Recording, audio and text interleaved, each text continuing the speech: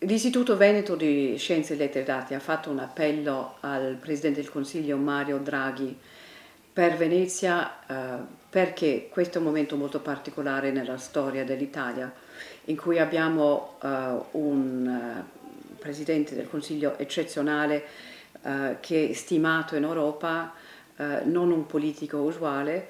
C'è stato il precedente dell'Italia che ha accettato certe condizioni dall'Unione Europea in scambio per i fondi per il recupero dal Covid, e allo stesso momento c'è COP26 a Glasgow, dove si fa il punto della situazione e ci cercano di introdurre delle riforme a causa del cambiamento climatico.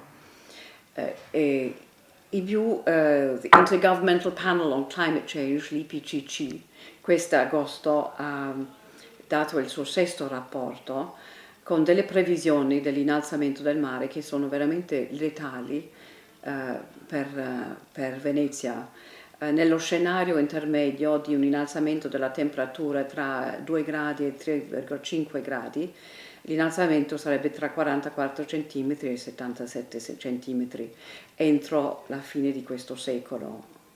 Questo significherebbe che i nostri nipotini, da vecchi, vedrebbero una città che cade a pezzi, a meno che non reagiamo. E l'ex presidente dell'Istituto Veneto Gherardo Ortalli e l'attuale presidente Andrea Rinaldo ed io, che sono stata capo di una onlus inglese, Venice in Peril, ci siamo detti: perché non chiediamo al Presidente del Consiglio dell'aiuto?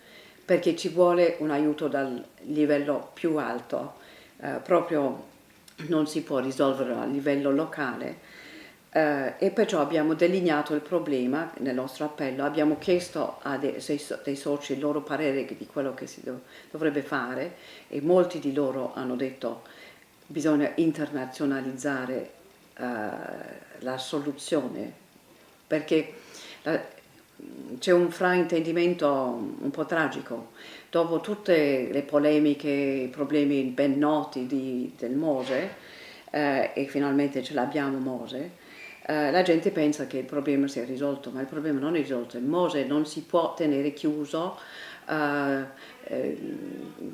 260 volte all'anno, quello che sarebbe necessario entro la fine del secolo, con queste previsioni, perché la laguna diventerebbe uno stagno puzzolente, morirebbe la sua ecologia e con questo morirebbe anche la città. Dunque ci deve essere non vogliamo chiamarlo piano B, purtroppo ci deve essere un altro progetto per la salvaguardia di Venezia.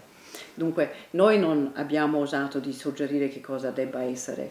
Questo richiede la conoscenza degli scienziati, e noi profani dobbiamo rimanerci ben fuori, e poi ci vuole un'organizzazione capace di eseguire quello che loro consigliano di essere fatto. E poi bisogna evitare in ogni modo tutti gli errori che sono stati fatti con la costruzione del Mose. E perciò abbiamo indicato gli olandesi come un esempio, perché loro hanno il Delta Program, che ha una struttura di governance molto chiara, ma molto potente, molto ben finanziata a lungo termine dal governo, che sta facendo previsioni per la fine del secolo. E posso dire che loro hanno 4 scenari su cui stanno lavorando, e quello con l'innalzamento più basso è di 40 cm, quello più alto è di 1 metro entro la fine di questo secolo, e c'è un piccolo gruppo che sta lavorando su un eventuale innalzamento di 2 metri.